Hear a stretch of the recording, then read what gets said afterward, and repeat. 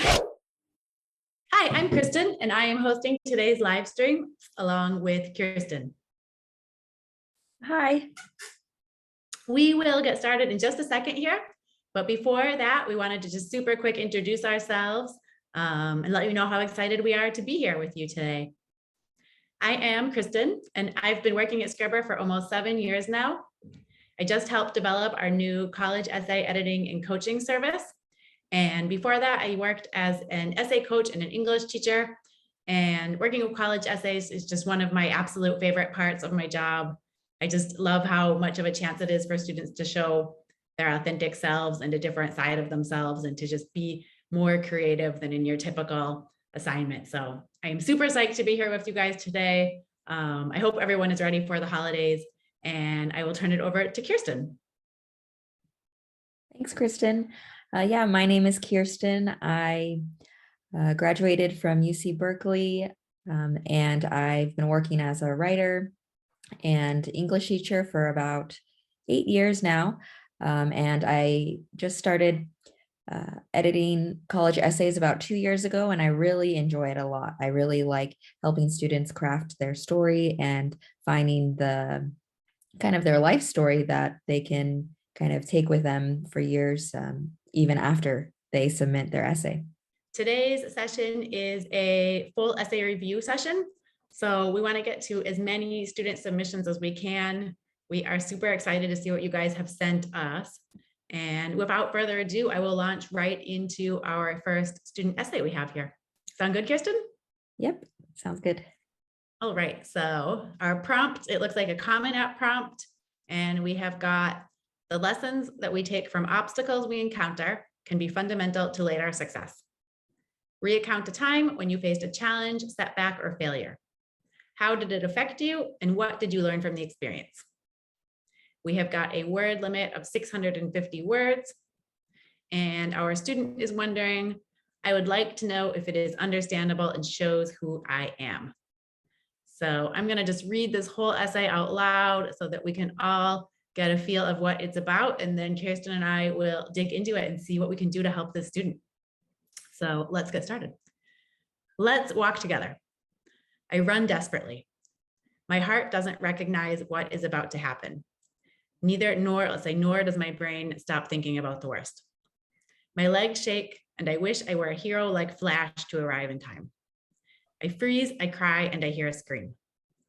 It was a typical morning day when Dad appears with a bag of bread for breakfast before we go to work. He points out, Luis, I have asked for 1,000 bricks and stones. We will make some walls with your uncle. We arrived at the job to do what has always been my role, loading the bricks. I take a long breath, then embrace the bricks during the 40 times I went upstairs. Suddenly, I hear a sound, like something breaking. It was the surface where my father was standing. Pure adrenaline rushed through my body. I ran, hoping to help him, but he fell from the second floor. Oh my gosh. He starts to scream, but nothing in my mind appears, and I just cry until my uncle approaches and takes him home and then to the hospital. The doctor says his hip is broken and needs an operation. After hours, I received the great news. My dad's surgery was successful. However, that's just the beginning of my 2020. Oh my gosh, and we know what a year 2020 was, so let's see what's coming next for us here. Seems like a good spot for maybe a paragraph break here as well, so I'm just going to add that right in here. When he returned home, his new bed was a stretcher for a year. And he looked in my eyes crying and said, I'll stand up and work again. I love you. There was a needle that broke the bubble of economic stability. Medications, diapers, food, everything seemed to add up. Unexpectedly, I turned into a freelancer. I got 20 translations and 3 platforms to do to earn some money. At the same time, my sister was working. For goodness sake, it helped me to be valuable by putting into practice my English, and I learned to work remotely, taking more responsibility because after all that my parents have done for me, that was the least I could do. As not everything is pink, maybe we mean is not everything is rosy here, I think, let's say. My dad could not stand or go to the bathroom. He needed therapy, but COVID didn't understand it. Yeah, I can imagine so. Hospitals were closed. On the other hand, I received a marvelous thing. I got a scholarship to study in Spain. I didn't know whether to go or stay. But at the end of the road, my heart chose the second option to take care of Dad. As inexperienced in this path, I wrote on Google, how to do therapy after a hip post-surgery done with screws. YouTube taught me static quadriceps contractions, hip flexion and abduction, etc. And obviously giving Dad a banana if he felt a muscle cramp and needed potassium. It was an adventure of nights with Mom looking after him while massaging his muscles and bathing him. That experience makes me feel prepared for the future when my parents will be older and will need more attention. Battles are not easy. Sometimes my dad turned aggressive because of just being bored in bed, and my mom and I, just being in bed, bored. And my mom and I had to deal with his emotions, and I was also angry. When that happened, I gave him space, took my siblings to the park, and returned when he felt better. Eventually, that worked, and we started to understand each other, grasping to take and leave space. By now, my dad is walking, though lame, waiting for another surgery to take out the screws. When that happens, I would have already learned to work remotely, make tough decisions, know about therapy, and value taking and leaving space for people, space for peace. I still want to be Flash to deal with the responsibilities I have. But anyway, it is my turn to buy the bag of bread. Ooh, this is a good essay, Kirsten. What do you think? Yeah, it's a great essay. I think it has all the elements of a standout essay. Honestly, I think, let's see, can we go back to the beginning? Back up to the top, of course. Yeah. So yes, I think the story that you share at the beginning is super moving. I think that it's the moment that kind of spurred you to kind of take responsibility, take initiative, become independent. I think that you really chose the appropriate story. However, I think that maybe with some of the details here, I think that you could reduce the word count a little bit. For example, maybe when you're talking about loading the bricks, you embrace the bricks during the 40 times you went upstairs. I don't know if this detail is necessary. More, what's important in this story is that the accident with your father, and how you felt. And I think that's more what you should focus on. What do you think, Kristin? Yeah, I agree. I think this is a super powerful story. It says so many really, really good, positive things about the student. I'm seeing a lot of empathy. I'm seeing an ability to put other people first, to step up and take responsibility, to problem solve creatively. Just tons and tons of things here that make me think the student is college ready and just would be an excellent member of the college community. And I love all of that. And I think the topic is great, and that the foundations of this essay is super solid. Like you, Kirsten, I think that what I would like to see is to maybe thin out the beginning a little bit so that we have more space later down in the essay to get at some of that good stuff about our student in a little bit more detail. And honestly, what I would suggest is maybe even just cutting this whole first part of the essay, like everything, let's say from here. Can you see my highlighting? Yeah, I can see. Yeah, everything from here onward, maybe. Oopsie daisy, that is font color change, not highlight. But I think all of this could actually be cut, and then just start your story here with the moment that your life-changing experience happened. And maybe you can fill it in a little bit with some details that you're doing work in a house or something like that to set the scene. But if you did remove some of this, I don't know, off the top of my head, I would say that would give you at least 100 more words to fill out some of the 122 words to fill out some more details about yourself later on. For example, I'd love to hear more about this opportunity that you passed up to study in Spain.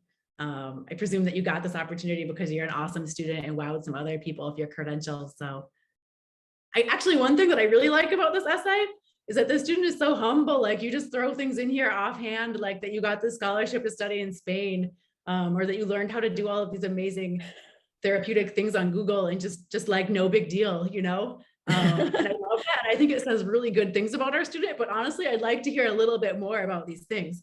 What do you think, Kirsten? Yeah, totally. I think that the student like nailed it in terms of bragging about yourself, but in an indirect way. I think that you did it really, you did a really awesome job at putting your accomplishment on the outskirts instead of saying, I got a, well, you do say I got a scholarship to study in Spain, but it's just in the way you say it, it's just very well done, and not bragging at all. I think it's really good. So yeah, just like Kristin said, I think you can take out that first paragraph, but I would recommend including the part about the bag of bread so that it can have the full circle ending. Yeah. Yeah, I like that too. I like how it starts and comes back with the same image. Yeah.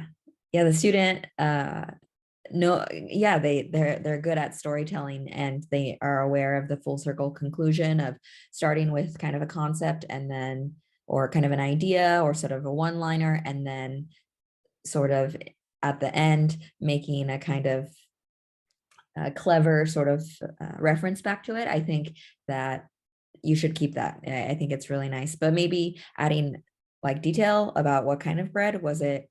I don't know, like Wonder Bread, or was it a specific kind of bread, just so that it makes it a little more personal.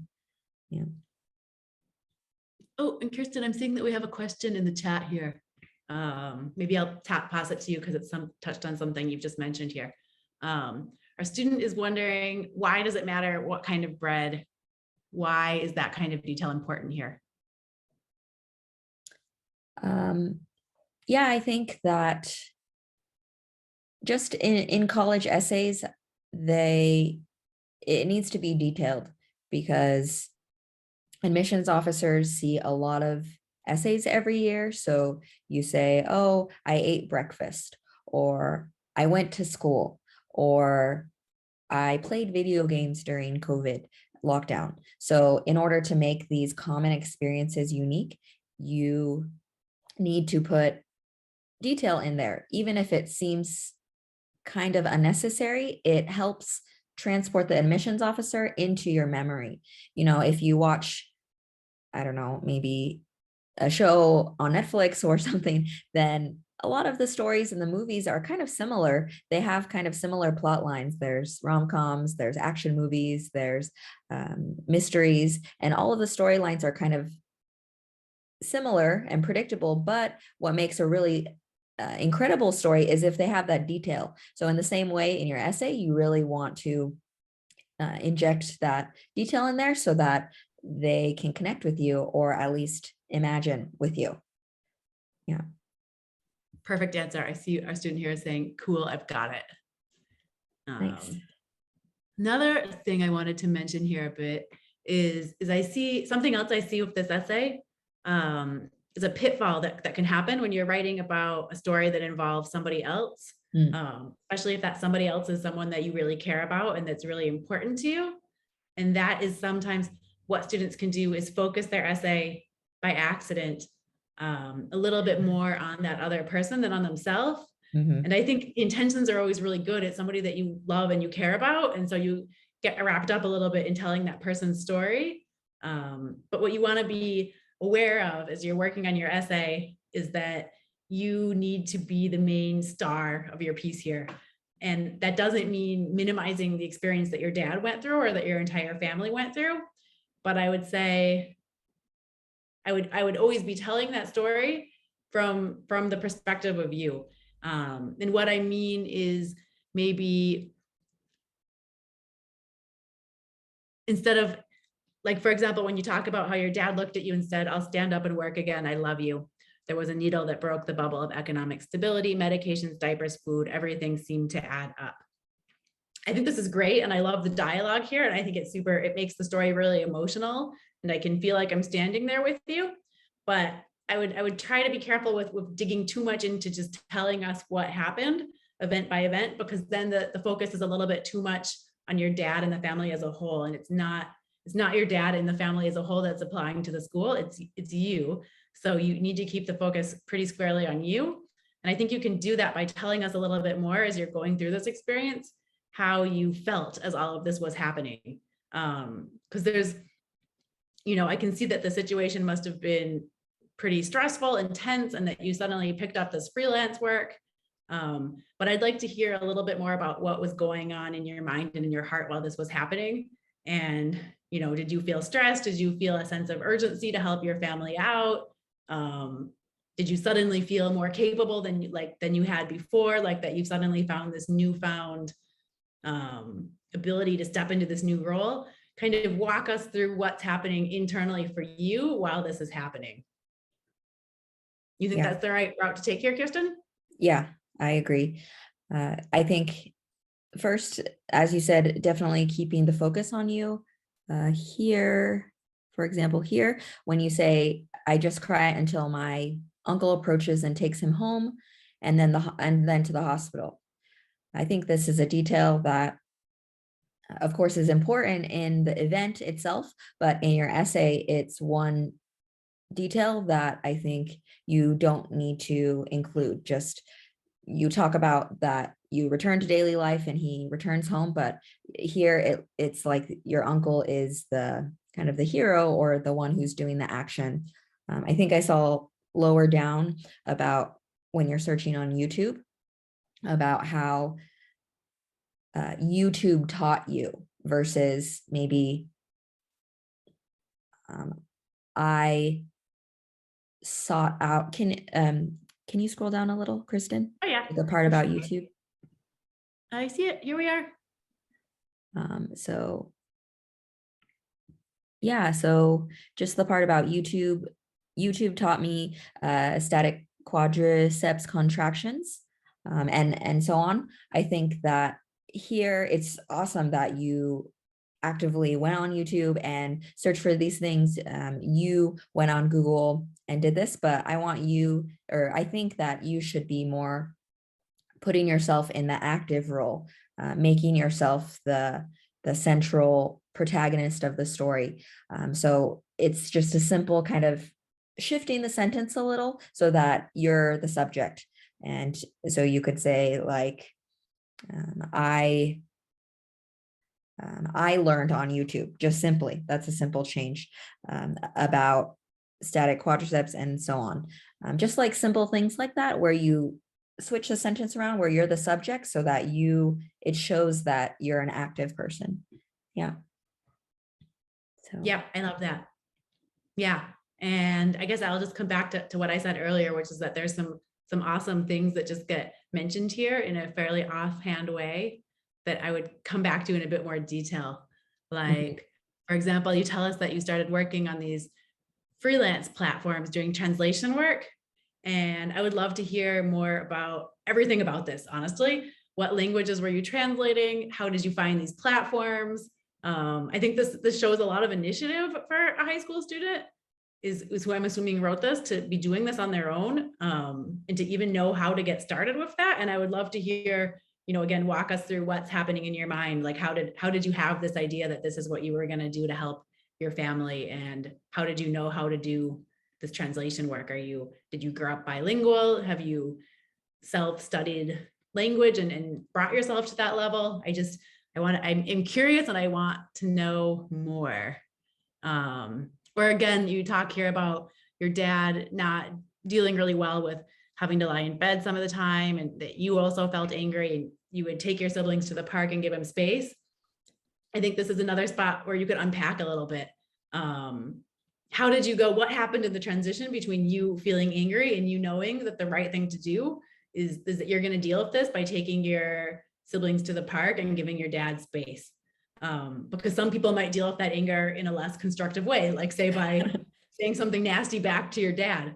Walk us through how you got to that really mature, responsible adult place of finding something constructive to do to solve the situation. Because I think that's where you show the self-reflection that colleges want to see, and just your self-awareness of how you deal with problems and how you can handle these things. Because I'm sure this was I can tell you, because I've also been in a bad accident and laying in bed for a while and been through this recovery process. It's not easy. So I feel like I can relate to this writer somewhat, but these same skills that you're using here in this story, you're going to use them in college too. Because you're right that battles are not easy, and there are going to be other battles that you're going to face when you're in college. So show us like that, kind of what you took away from this and how you're going to apply that in the next battle that you face. And I feel like all of that is here. Like honestly, there's not that much work that needs to be done. It just take us a little bit deeper is what I would say. Right. Yeah, I think I agree with the transition from being angry to let's see. Yeah, so from being angry to when you started doing something productive. I think even if you did yell at your dad, I think it's okay to mention that, because then after you didn't, there was something that happened where maybe you reflected and you realized, oh, maybe he's just frustrated right now. So we want to, like Kristin said, we want to see that honesty and vulnerability about a moment of weakness, but then also the moment where you kind of became a better person and in your mind, or someone, maybe your grandma talked to you or something and said something, and then you change your behavior. So college admissions officers can't read your mind, but they want to see what was happening in your mind at that time. And also another thing, Kristin, you mentioned about things you will do in the future with these lessons and with these values that you've learned.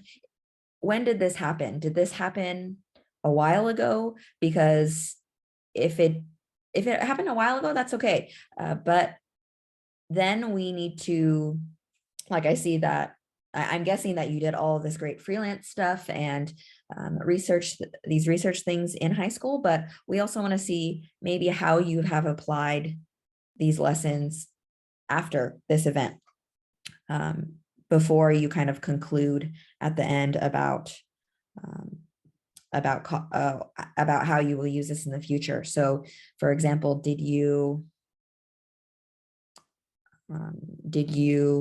apply your patience kind of thing to, like, towards your mom or to your sisters, or maybe in school, kind of in another situation, in your chess club or something? Were you more patient before you suddenly made a move or something? Trying to kind of translate that lesson into another part outside of your family life, so it shows that you can transfer values and skills that you've learned, because then that shows that you can transfer into college. Yeah, that's what I think. Yeah, and on that same note, I'll piggyback on what you said here. If anything that came out of this experience has led you to a deeper sense of knowledge about what you want to study in college, I would mention that too. Like, for example, if you decide that you want to pursue a translation career, or if you got really excited about medicine or physical therapy, or some kind of career like, something related to psychology, dealing with people's emotions and helping them through rough moments, I would mention that too, and how this event has been a stepping stone towards you knowing an idea of what you might want to do with your life. On that note, though, if you don't know what you want to do, if you're still undecided, that's totally fine. Do not stress. Lots of people are undecided, or else many other people, I think they have a very clear idea of what they want to study and switch majors. I was in that camp. So something cool that you could bring as an extra, bonus point at the end, but not a 100% necessary thing there. I agree. Yeah. And also one more thing about the conclusion at the end, when it talks about here for you're kind of summarizing what you did here. I think that it's not like a regular academic essay where you have to list everything kind of in concluding sort of things. I think you very clearly showed that you did these things. So you can just briefly mention the value and then mention how you'll use that in college. And then, as we said before, prior to this sentence, it would be good to give a specific example of how you applied that value after this event. A lot of students do this, I see in a lot of essays. They summarize at the beginning in their topic sentence for each paragraph about what they're going to talk about instead of jumping in and talking about it. And in the conclusion, they summarize all the things that they said previously, which is not necessary. So, yeah. Looks great. Yeah. Should we jump ahead to the next essay? Are we good? I think so. Yeah, that would be good. Let's do it. I liked this one though. Yeah, me too. So this one is describe a topic, idea, or concept you find so engaging that it makes you lose all track of time. Why does it captivate you? What or who do you turn to when you want to learn more?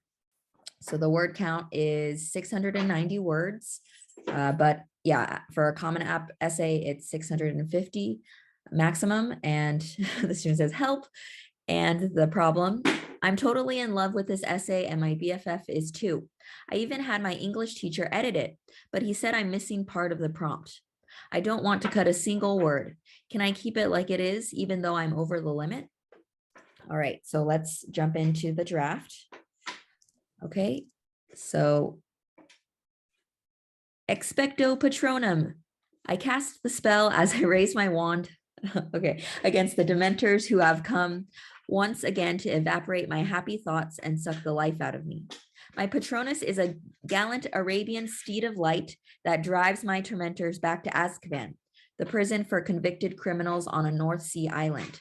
As I walk to my room, I enter the tower and pass the picture of the fat lady on the Gryffindor landing, where I announce the password Balderdash. After all, I am a certified Potterhead. It's been 14 years since the final book in the series of 7, Harry Potter and the Deathly Hallows, was published, but I can't seem to get enough. I'm so obsessed that my parents flew me to New York City to see the Broadway production of Harry Potter and the Cursed Child for my birthday last month. I got there right before Broadway started shutting down because of Omicron. If I could apply to Hogwarts for college, I definitely would. Early decision 1, no doubt. Okay. And so I hate to drop the news that your school is my second choice. Well, actually, it's my first choice of real universities. While most of my friends are definitely over Pottermania, I'm just revving up. But my engagement is more than a hyper extended tweenage fad. In a manner of speaking, Harry Potter saved me. For as long as I can remember, I felt awkward, out of place, and somewhat misunderstood.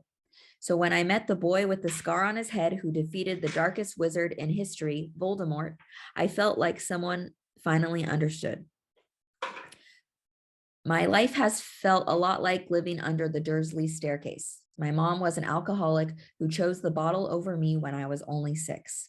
My dad is hardworking with few words, so he was dismayed about raising an extroverted, garrulous little girl who devoured library books like he wolfed down chocolate ice cream every night after dinner. To add insult to injury, my brother was worse than Dudley. He used me as a punching bag for all his frustration until he left home to couch surf with his friends.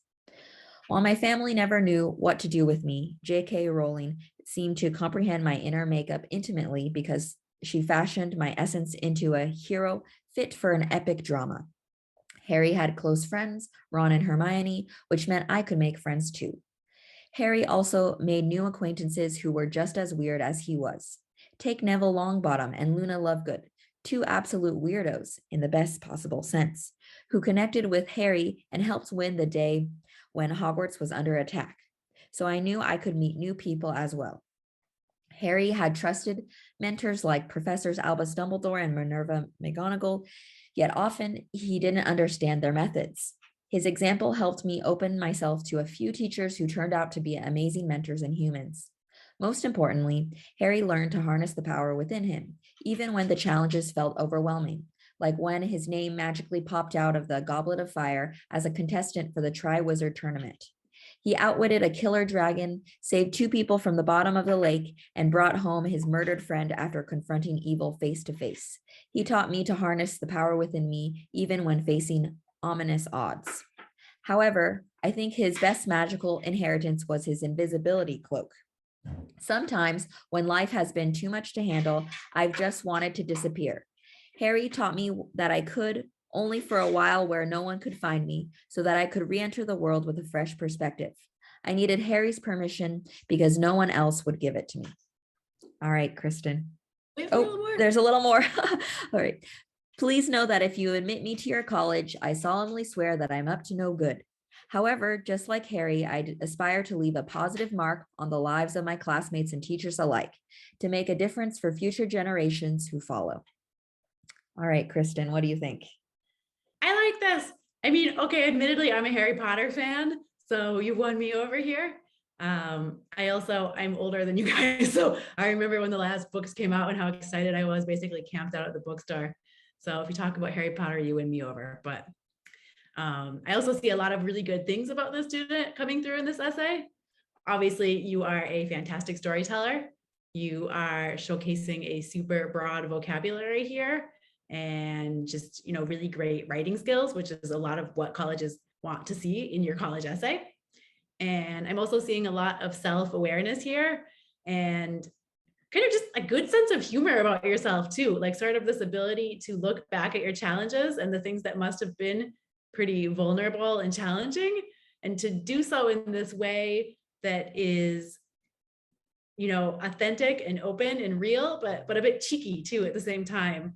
And I like that because you take us into some pretty real places, but just the way that you write about it, I can see that you process these things in a sense, and you understand yourself and you're okay with yourself, the good parts and the parts that you're still working on. And I guess get the sense that you're really at home in your own skin from this essay, and I like that. In terms of things that I see here that could be improved a bit, I saw your question at the beginning about whether it's okay to be over the word count. And I would say, sorry, but I'm going to say no. Part of what colleges want to see with your essay is that you can follow instructions. So it's a challenge for everyone. Like, honestly, for almost 100% of students, the hardest part is not writing the essay. The hardest part is making it fit within the word count. So part of what the colleges want to see here is that you can do that really tricky last bit of editing this thing down. And the good news is, though, that I think that we can do that without losing the parts of the story that make it so awesome.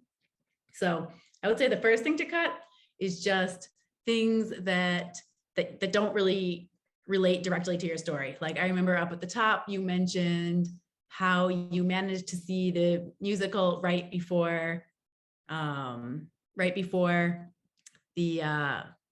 COVID shutdowns again. I'm not even going to try to pronounce Omicron. I know everyone is having a hard time with that. This doesn't seem 100% relevant. And I see that we have a question in the chat, so I'm going to take that real quick before I dig into more places where we could cut here. How close to the word count do I need to be? Do I always need to have exactly 650 words for the Common App? What if I have 400 words? Will that count against me? And I will pass that to you, Kier. Yeah, that's a great question. So for the word count, it's kind of tricky. So you definitely don't want to be over the word count, because I think it will actually block you from going over, but you also don't want to be too much under the word count either. So I think the lower bound is about 250 words, but you definitely don't want to only write 250 words. Even 400, I think, would be a little bit low, because you really want to take advantage of all of the space as much as possible to show your reflection, show that you have grown, tell a compelling story. So we actually have a really great article about this in our knowledge base, about how long your essay should be. So there are great tips in there about how to make your essay longer, or how to shorten your essay if you're having trouble with it. So it looks like you're having some trouble making your essay longer, so you can kind of expand on on a specific story that's really important to your growth, or you can add more reflection. What do you think, Kristin? Yeah, I would say that's what I would say as well. The main thing I would worry about if you were too far away from the 650 words is that you're probably just not making, there's probably more you could say about yourself and more chances that you have to make your case that you're not taking advantage of. So that's the biggest downside there of not using all the space that you've got, because it's not much space. So make the best of the little that you have, I would say. In terms of this essay that we've got, I'll look at the post. Thanks. Cool. Yeah, in terms of this essay and how we could make it a little shorter, though, I would say cut the details that are not directly related to the story that you're telling. I would also say, bear in mind that as much as I personally love Harry Potter, you may not have an admissions officer read your essay who has quite the advanced knowledge of the Harry Potter universe that you do, or perhaps who has not even read the book or seen the movies. So I would keep that in mind as you're writing here. And also just remember that it is, like we said to our other student, that it's you who's applying to the school. It's not Harry Potter. So I like it that you've used this as the theme to weave everything together, but I would stay away from going into too many details about, the heroics of Harry Potter as opposed to the achievements that you've had in your own life. Like for example, here we've got quite a few sentences about Harry harnessing the power within him and Harry in the Tri-Wizard tournament and everything that he accomplished here. And I think you could shorten this up a lot.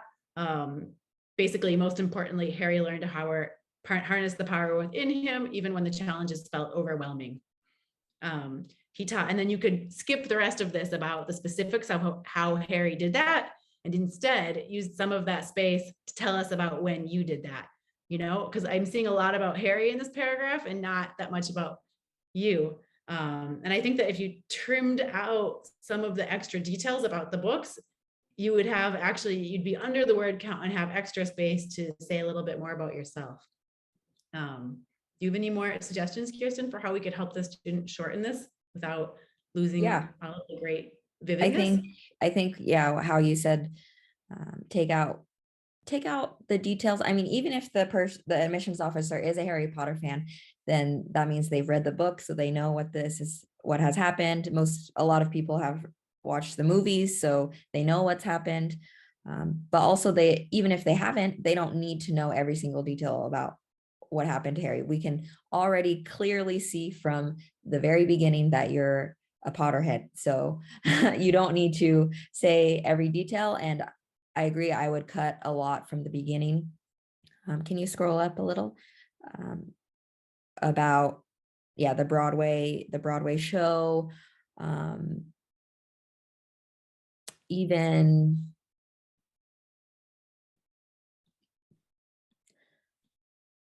even the first paragraph kind of, there's a lot of things of, maybe you can like cut one or two. Like I like some of them to show like how you have kind of transported your own self into the Potter universe.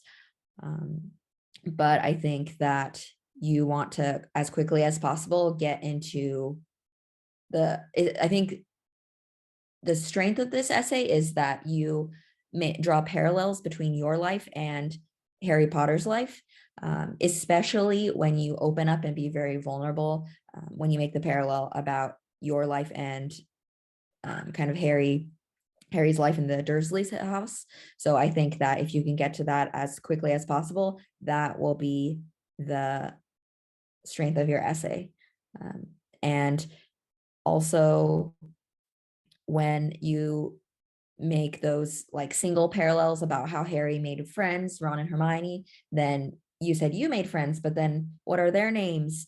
What kind of, like, did you have trouble making friends before? Or you said that you met kind of weird friends. Like who did you meet, and how did you work with them to kind of work towards defeating like some kind of evil, or like working towards a cause together. Maybe you kind of met people that were different than you, and then you joined together to do kind of a positive thing through a club or something. What do you think, Kristen? Yeah, I agree. And I think the thing that I do like about some of those opening paragraphs is that it's so rich in vivid detail, and it just kind of brings you into the Harry Potter world because you're using such a good vocabulary, and just, it's clear that you flip back through the books to find, or else you just know, maybe you really are that much of a Potterhead that you don't even need to consult a book for reference to do this. But you just really set the scene and drop us in it. And I think that you don't need to go quite that far in doing that, because you are naturally a very talented writer. And I would like Kirsten said, I would love to see you put some of that same eye for detail and magic and flourish into telling your own story, is what I think would be to your best advantage here. I think honestly, I don't have that much more to say about this one. I think our student's a good writer. I think we could trim out some details, refocus a bit, but beyond that, I think the student is on the right track. Have you got more to add on this one, Kiera, or should we move on to the next one? Yeah, I think it's good. I think maybe, yeah, in each parallel that you make, just being, as Kristen said, really in detail, telling your story in detail, I think that it would make like a really nice montage essay, actually.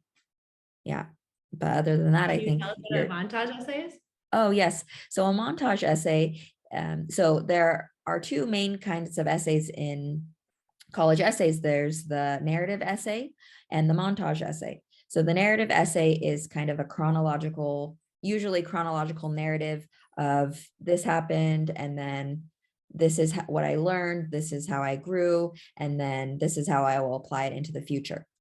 But a montage essay takes snapshots of your life, and in each snapshot, it tells a detailed story that reveals a value or a quality about yourself.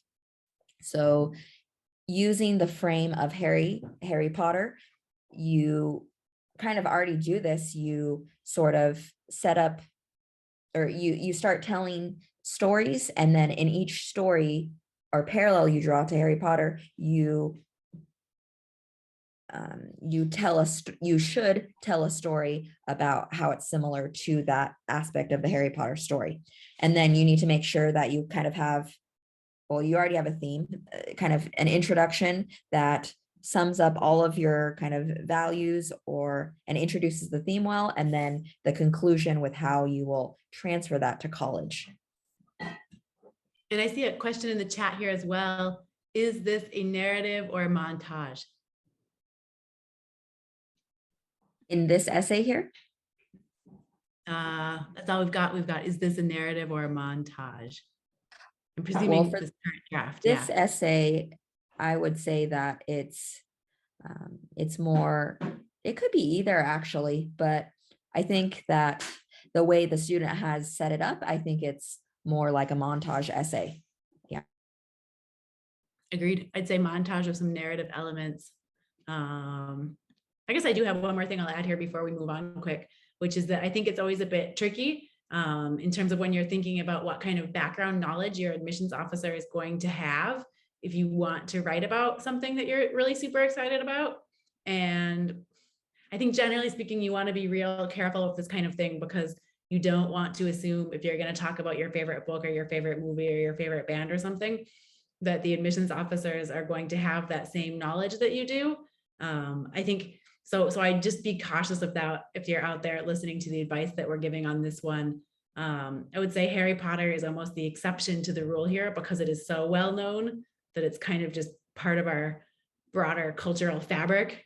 Almost you have to have been living under a rock to not know anything about Harry Potter. So I think it's safe to write about these really, like a Disney movie or something. I think it's safe to know that your admissions officer knows the plot of these super classic stories, or a fairy tale or something that is just so much part of mass culture that we all know it. But be careful if you're writing about something a bit more niche, to not lose your readers by going a bit too in depth into something that they're not going to be able to follow along with you. Is that what you would say as Actually, well on this here? Actually, I would say that you need to also be you should be careful to not use a frame that's too common, because maybe another high school student has also written a Harry Potter essay. So you need to really choose something that, I mean, it's okay if you choose the same thing, but it needs to have truly affected you. In a recent essay, a student asked me about common topics like, oh, should I talk about a death in the family? Is that too cliche? But to show my motivation for my major. And kind of similarly, I think, no, it's not. I mean, it is kind of common, but if it really truly impacted you and it had such an influence on your life and you see your life through the lens of Harry Potter, then it's okay to use that. But just be aware that maybe another student has written a Harry Potter montage essay. It's possible, because there are a lot of college essays being written. Therefore, you need to make your individual stories about how you made friends, about how you fought for a good cause in great detail, so that it's unique and that no other student could write this essay. Yeah.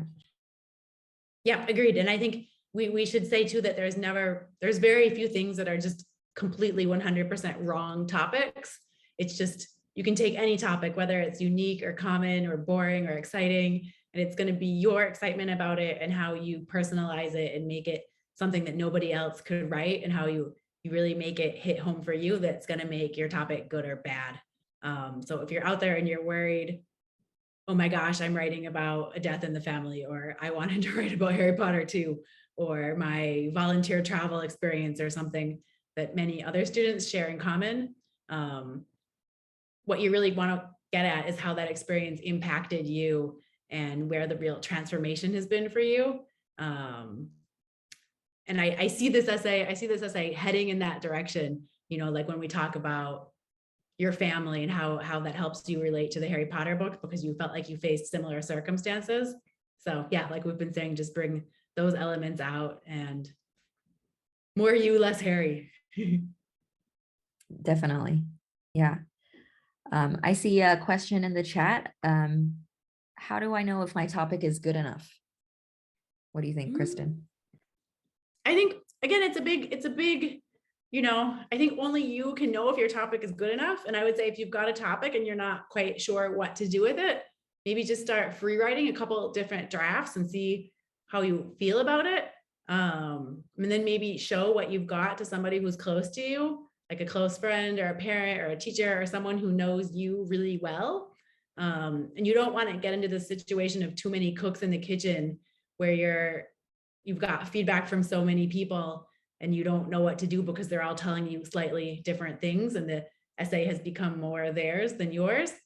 But if you do ask just a couple of people who are real close to you and who know you really well, like, if you pick this up out of a pile and you didn't know it was mine, would you know that this is my essay? That can be a real good source of feedback about whether you've hit something that is authentic for you.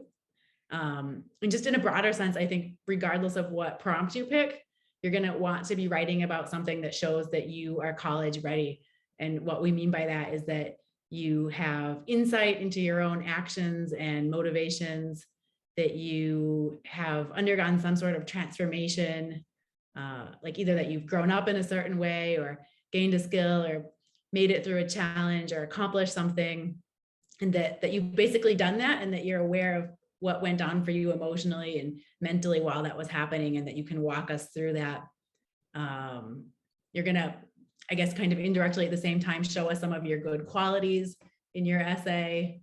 And yeah, I think as long as your topic does those things, it's a good topic. There's not good or bad per se.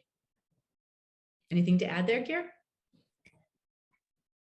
Yeah, I think that you can definitely seek feedback from those close to you for what a good topic would be, brainstorm with them. And also, I highly recommend brainstorming by yourself, looking at brainstorming questions on our website. We have really great brainstorming questions for how to think of a good topic. And I highly encourage you to spend maybe even half an hour just answering a few of the questions that kind of pop out at you and trying to see what keeps coming up. And even if it seems common, if it keeps popping up, that means that it's probably really meaningful to you. So I would definitely encourage you to do that. I did that when I was in high school. I did a lot of brainstorming questions, and then I found that I had a common topic come up, which actually was a death in the family of my grandma. So that's how I knew that I had to choose this topic, because it kept popping up. So it was meaningful to me. So one of the good checks for how to see if it's a good topic is if it's meaningful and it makes you feel kind of almost vulnerable, and also that it's interesting for you. If it's interesting for your life experience, then you should definitely write about it. And I'm seeing Another one more question that's not here. I'm working on my essays over the holidays. Will you have more live streams where I can ask for advice on my topic? Yes, 100%. We are doing live streams twice a week, all through the month and all through the holidays. On Tuesdays and Thursdays, you can find us. Next Tuesday, we are doing a session focused on how to write your essay fast or at the last minute. And definitely check out the link on the website if you want to submit your topic or your draft, and we can take a look at that. We always love to have student submissions. I think we have the link that we can drop in the chat here again, just to make sure that you've got that. But we would absolutely love to help you out over the holidays. I remember writing my essays in a frantic couple night sleepless effort over the holidays. So if you are in the same situation, don't worry, we have got you covered. Links in the chat. And even if the session topic is not exactly about topic review, definitely feel free to still submit your topic, and our hosts will do their best to review it live and give you feedback. Yeah. I think with that, we'll probably wrap a couple seconds early here, because we don't have time to do a whole other essay, unless we've got more questions. But we are super excited to see you guys all again soon. And yeah, I'm really happy about the submissions that we had today. I think both these essays are on the right track and are headed in super good directions and should be ready to hit send with just a few tweaks. Yeah, so I agree. Thanks everybody for tuning in today, and hopefully we will see you again soon. Come back with your topics. We are ready. See you guys. Hope to see you next time.